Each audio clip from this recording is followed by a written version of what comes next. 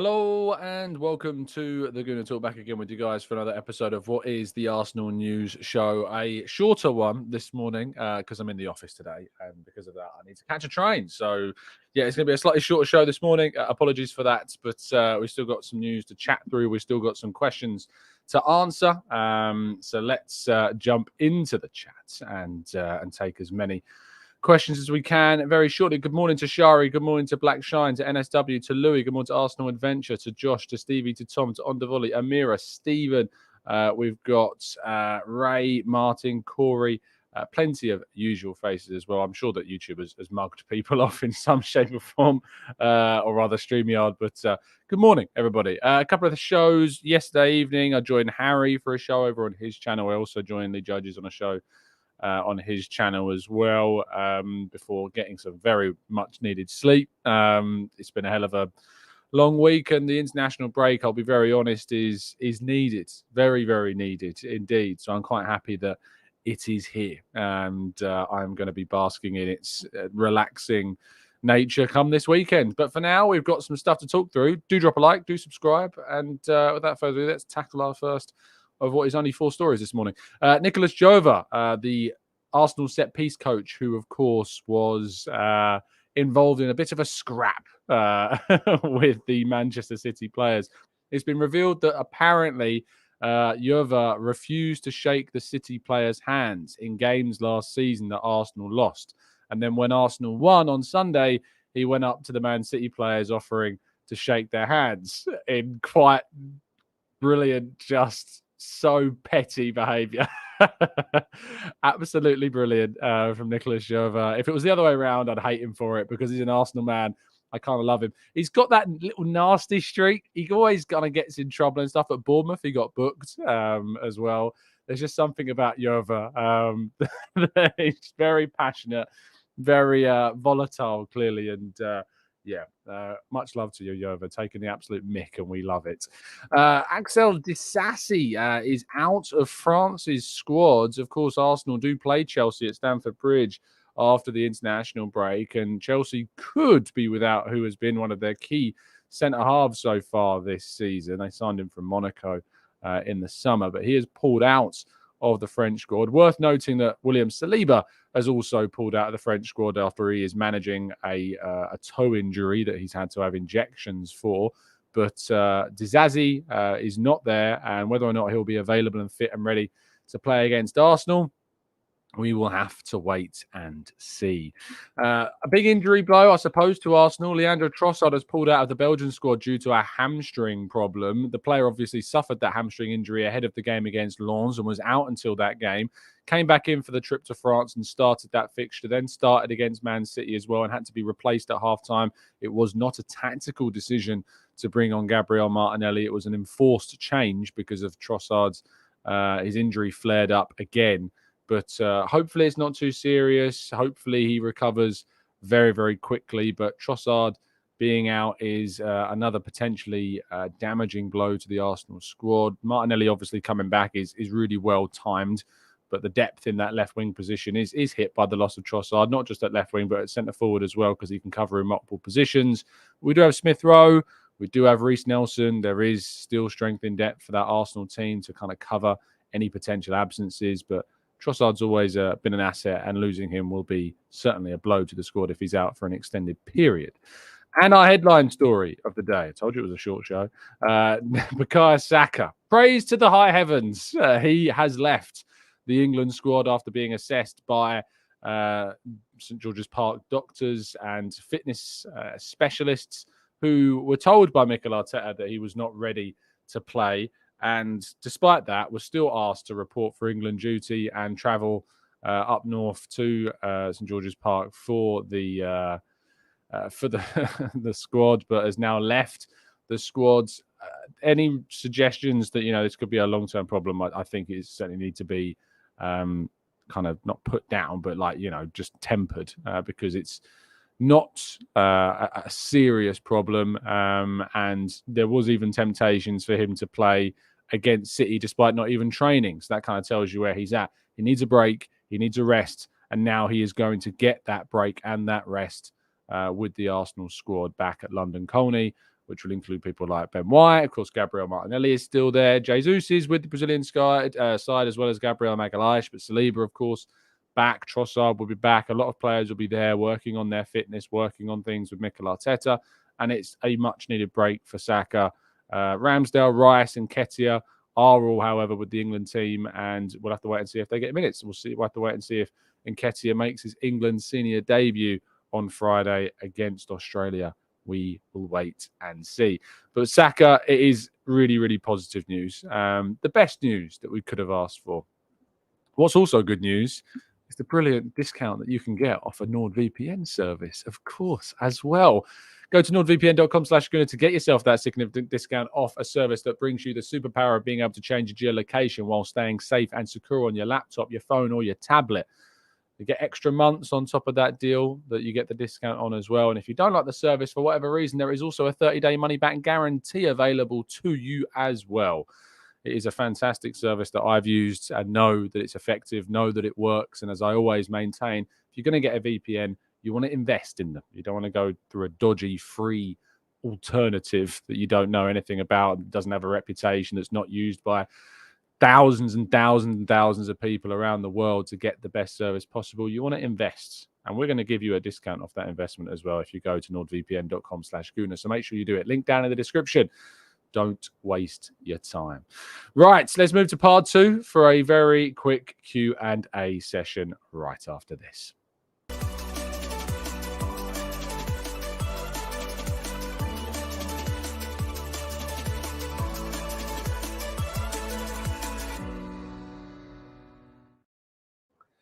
Okay, 10 minutes of questions. Let's do quick fire round, shall we? So get those cues into the CB and we'll go through as many of them as we can. Jimbo says, Tom, I'm worried about losing key players before we win shiny things, or am I just being paranoid? Of course you're being paranoid, Jimbo, but you've got reason to be paranoid because we continue to lose players at really frustrating times and it's really irritating. So I can't begrudge you for having that apprehension. I can't begrudge you for having those concerns because Arsenal continually lose big players in big moments. We just got to hope that we've got the depth of the squad to kind of deal with that. And if we aren't able to do that, then we need to make sure we use the January window to the best of our abilities to cope with that.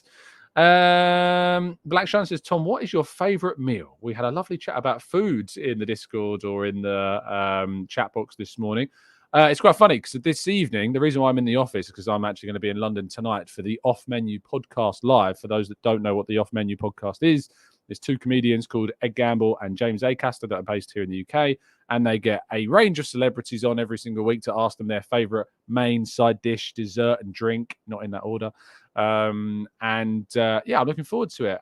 You had to actually send in your best meal, but I will say my favorite main course meal, which I'll reveal to you, is my father-in-law's roasts. They are absolutely brilliant. It would be a mixed roast, turkey, beef, and pork, all of them. Get some gammon on the plate as well, for all I care.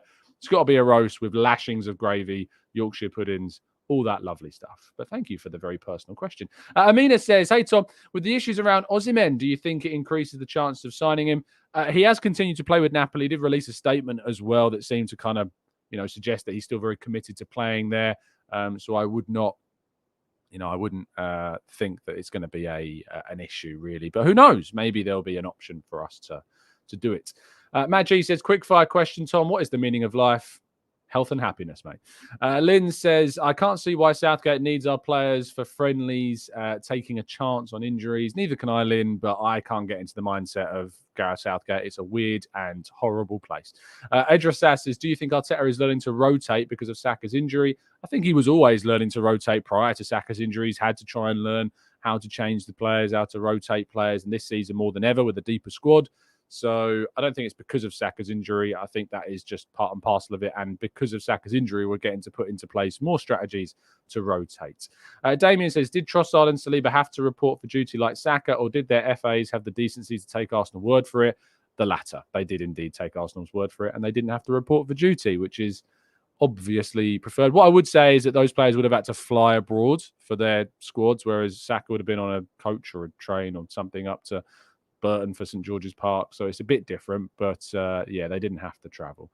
Dara says, morning, Tom. Do you think that international break couldn't have come at a better time? We can rest big players, and we can also stop the bit of a run of form that Chelsea have got at the moment. Yeah, I've said this. I think it is without a doubt that the most perfectly timed international break that we could have asked for. So very, very happy indeed that the international break has come around as and when it has.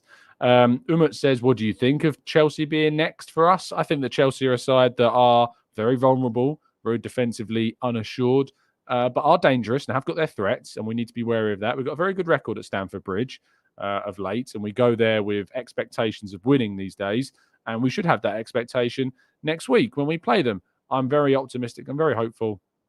The only issue is I'm not going to be there because our Chelsea writer at Football London will be there. Let's hope that the omen does not come back to bite us, because obviously I missed the Spurs game and I missed the Fulham game. I was also in attendance for the Lawns game that we lost, so I guess that there is arguments that there is no omen that exists. But yeah, there is. I have worries about that. Fuad says, Tom, how do you see the Raya Ramsdale situation panning out? Is there any way that you see Ramsdale winning his spot back, or do you think Arteta is his mind set on Raya as the number one?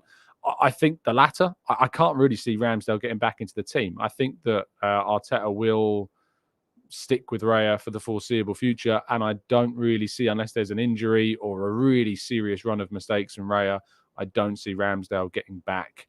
I don't see him getting back into it. So yeah, I can't, for me anyway, see that happening. Harish says, all this talk of us wanting to sign a centre forwards, but I still think that we have to sign a defender in January. What about Diamanda? A fantastic player at Sporting, of course. Arsenal have been interested in him.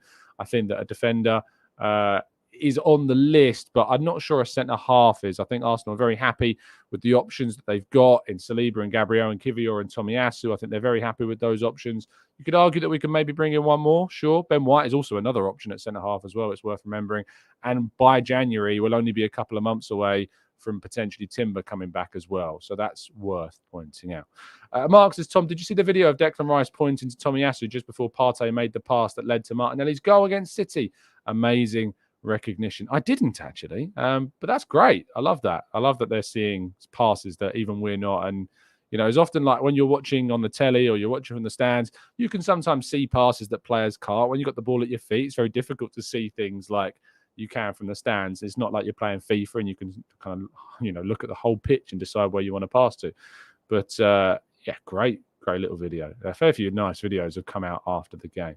Arsenal Adventure says, Chelsea have been good in defence and have created a lot of chances. We will play similar tactics to City, which will make us robust. I think we'll be a little bit more adventurous than we were against City. We should hopefully have Saka back. Martinelli can be fit to start. Partey can hopefully be fit to start. Saliba hopefully will be fine. So I think we'll be a little bit more proactive when we go to Stamford Bridge. And we've been proactive. You know, think about last time we went there, we utterly controlled the game.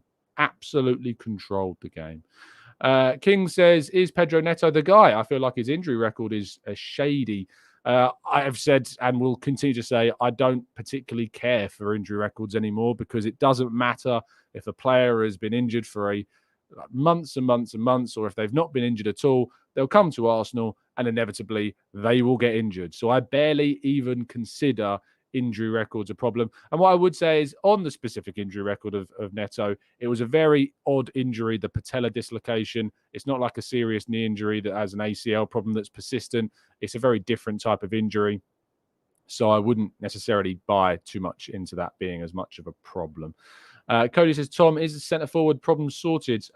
We seem to have an unknown Japanese man who can play there. Tomiyasu popping up as centre forward, doing very good things. Still would like us to sign somebody in the forward line in the future. Adam says, what can Rice do better? You tell me, mate. You tell me. He is unbelievably good. I suppose you wanted to do more in the final third, a bit more, but I really think you're clutching at straws to ask for more from Declan Rice at the moment. Burris says, we keep seeing Tomiyasu taking over Zinchenko's inverted back role at the end of games. Are you impressed of what you've seen from him when he moves into midfield? I am impressed with Tomiyasu. I like Tomiyasu. I've said last week after the Brentford game that I think right back is his worst role, and that's why I was glad that he moved inside and Ben White stayed at right back. I absolutely love the idea of Tomiyasu playing as a centre-half or as kind of being the replacement for Zinni. He offers us more defensive security, and there's not as much emphasis on attacking down that down the left-hand side, and obviously playing at centre-half like there is on the right. And I think it leans more into his strengths than his weaknesses, playing either in the middle or on the left. Let's go to Joe says, Tom, you wanted a Jota-type player for a while, and we already have one in Jesus this whole time. He has risen. Bizarre says, did you hear more than a rumour of Osimhen moving to us and Jesus going in the other direction? No, I don't think there's anything in that, mate. I'm sorry. Leeds Gunnar says, how was your US trip live show? Yeah, it was amazing. It was way back in April, but it was brilliant. I fell in love with Chicago and the people there as well. And I really, really, really want to go back. Really, really want to go back. And who knows, maybe I will at some stage, but I'd love to return to Chicago. I think it was a great city. I've been to New York. I've been to Chicago now, and I just know which of the two is more me as a city. And it certainly is Chicago. I loved it. And the people there were very, very welcoming and made me feel very welcome. And I will cherish that trip forever and hope that I can repeat it. Live shows, though, information on our live show early next year is coming. So stay tuned and stay with your eyes peeled, because we're planning on going and doing it even better next year. Cody says, Tom, is Rice the signing of the season for Arsenal? I was more excited for Timber, but Rice has seriously grown in this team over the past few weeks. Without a doubt, I think he's been absolutely excellent, has Declan Rice. So, yeah, I think we can all agree he has. I think Timber, had he been fit, could have been in there with a shout, but it's got to be Rice. And I think that's a nice way to end the show. I said it would be shorter. I've got to go catch a train. Thank you so much, everybody, for listening. Really appreciate your time, as always. Do drop a like on the video. Subscribe to the channel if you're new. And have a fantastic day. Stay safe. Stay well. And as always, up the Arsenal.